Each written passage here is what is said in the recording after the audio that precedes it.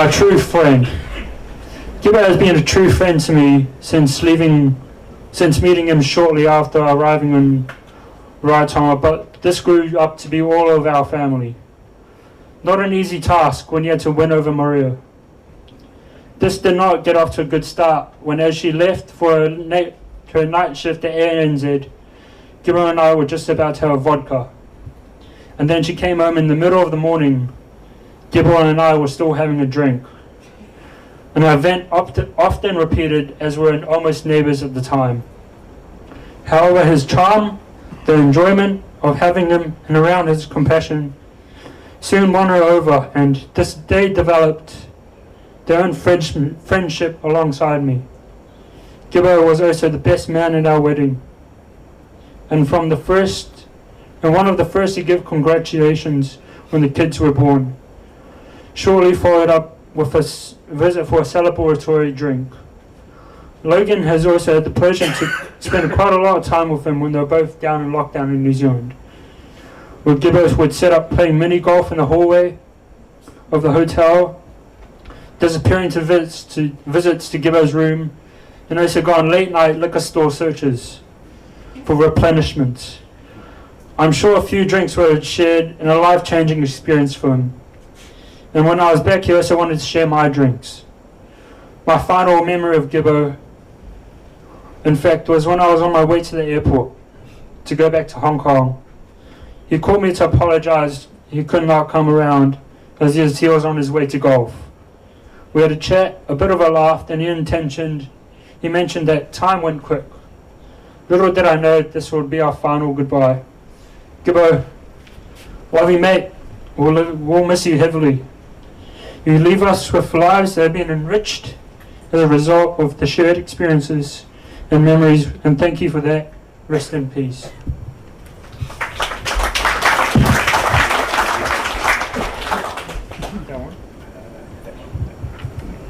Okay, so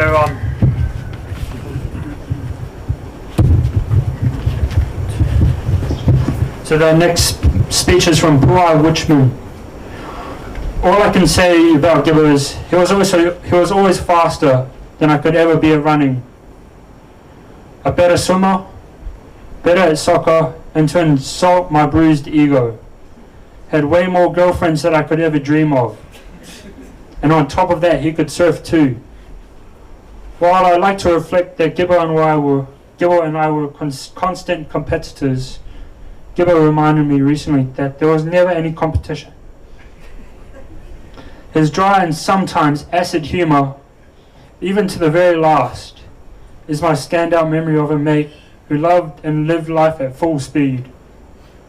He loved the Cook Islands and its people, and I am extremely grateful to the landowners that they paid him the ultimate respect by allowing him to be laid to rest next to his beloved home in Vaimanga. I'll miss him. Regards, Puai.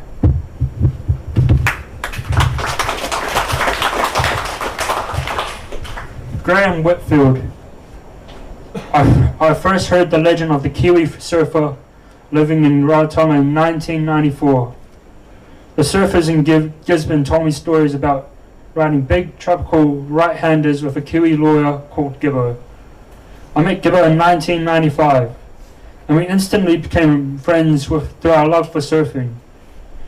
He'd call me at work in the morning to remind me about an important board meeting we had to attend that afternoon. We'd ski off and work early and surf until dark. Those big scary days surfing our Avaroa passage never seemed as scary when I was out there with Gibbo. I always knew he had my back. Gibbo's passion for surfing was clear in all other aspects of life. His passion, determination, and drive to achieve, and he excelled at everything he turned his hand to. He truly lived life to the full. Yet he was always down to earth, thought and kindful.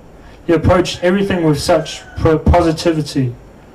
An older brother to me, Gibbo constantly inspired me with how he didn't allow his Parkinson's to get in the way. He still strived ahead in his life throwing himself into everything he loved, and showed us all incredibly resilient and how independent he was. Gibbo inspired us all with his spirit recently. His battle was the toughest of his life, yet he fought bravely with courage, strength, and where possible, his sense of humour. It's a privilege to call Gibbo my brother, and to have cared and supported him when he needed it. I have a lifetime of memories I will always cherish. And I know Gibbo will always be with me, pushing me to that catch, next set wave, and making me laugh with his cheeky ways. Rest easy, my brother. Safe travels. I love you, G.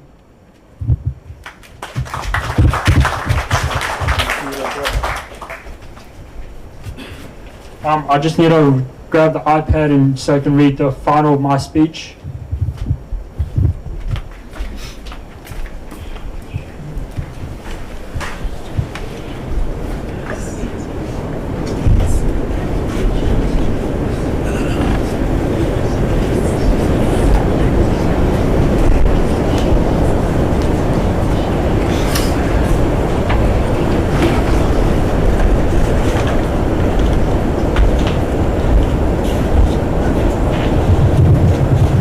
Speech from me, my BFF.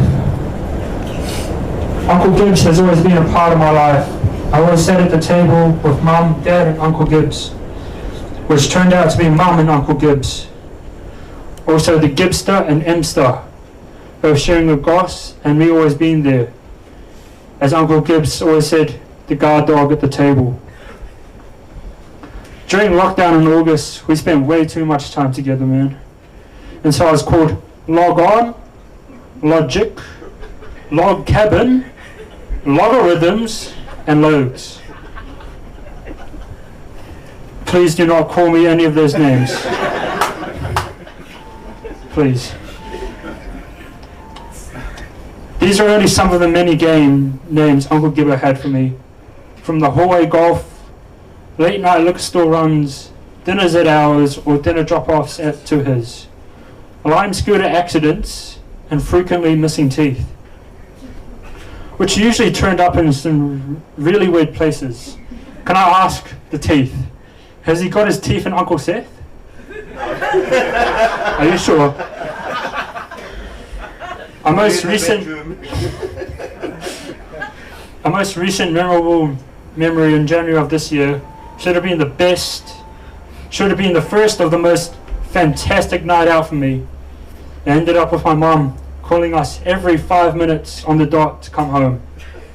And Mum giving us a blasting that my 18-year-old self is nearly 17 and nowhere near close to 21. I was home at 9:30 p.m, very upset. Instead of going home somewhere near sunrise. On a good note though, I did have my first 2 shots of vodka. Sorry Mum, but it happened. Uncle Gibbs, we love you, and I trust you'll be my guardian angel, especially when I one day get into town without being bothered. On that note, it's Friday, and if anyone's keen on rehab, you know who to call. Love you, Uncle Gibbs.